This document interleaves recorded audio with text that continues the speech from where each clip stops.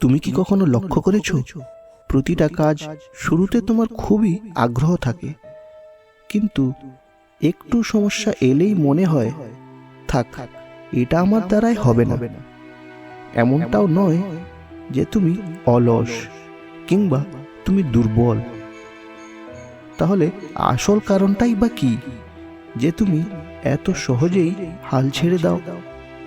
আমাদের মস্তিষ্ক সবসময় কমফর্ট জোনে থাকতে চায়। যখনই তুমি নতুন কিছু শুরু করো, তোমার মধ্যে থাকে একটা নতুন স্বপ্ন, তুমি তৈরি করো একটা নতুন লক্ষ্য, আর তোমাকে আয়ত্ত করতে হয় একটা নতুন স্কিল। আর তখনই তোমার মস্তিষ্ক বলে ডেঞ্জার, রিস্ক, স্টপ। কারণ তোমার মস্তিষ্ক জানে নতুন মানেই অনিশ্চয়তা, আর অনিশ্চয়তা মানেই ভয়। তাই তুমি হাল ছেড়ে দাও। এটা ইচ্ছের অভাবে নয়, তুমি হাল ছেড়ে দাও ভয়ের কারণে। তবে তুমি একদিনেই হাল ছেড়ে দাও এমনটাও নয়। তুমি হাল ছাড়ো তোমার অতীতের অভিজ্ঞতার বোঝা নিয়ে। তুমি যখন প্রথমবার ফেল করেছিলে, কেউ কেউ তোমাকে বলেছিল তোমার দ্বারাই হবে না, তুমি আগে চেষ্টা করেও ফল পাওনি। তখন তোমার সেই সব স্মৃতিগুলোই একসাথে বলে আবার চেষ্টা করে আর হবে কি, পাবো আবার একটা বিফলতা। এটাকেই বলে লার্নড হেল্পলেসনেস। অর্থাৎ বারবার হারলে তোমার মস্তিষ্ক বিশ্বাস করে নেয় চেষ্টা না করাটাই নিরাপদ।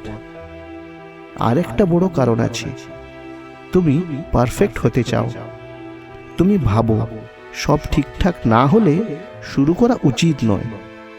কিন্তু সত্যটা হলো পারফেক্ট হয়ে মানুষ কখনো শুরু করে না, শুরু করবার পরই মানুষ পারফেক্ট হয়।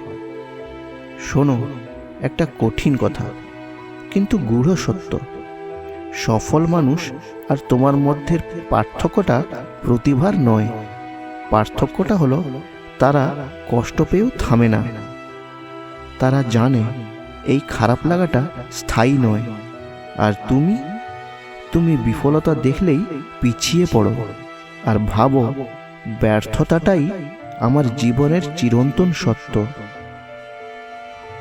এখন তোমাকে 3টি প্র্যাকটিক্যাল ট্রিক দেব, যেটা মেনে চললে তুমি সহজে হাল ছেড়ে দেবে না।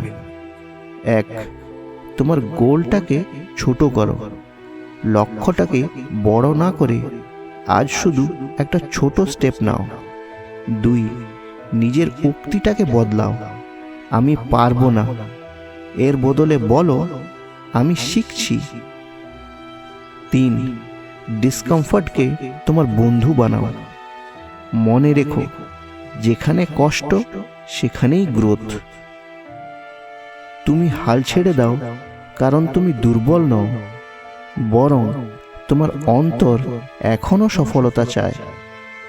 তাই আজ থেকে একটা কথা মনে রেখো, বারবার শুরু করে হাল ছেড়ে দিলে তোমার নিজের উপরের বিশ্বাসটা একটু একটু করে মরে যেতে থাকে। তাই আজ না পারলেও থেমে যেও না, কারণ এক না একদিন তোমার কোনো না কোনো একটা চেষ্টাই তোমার জীবনের গল্পটাকে বদলে দেবে।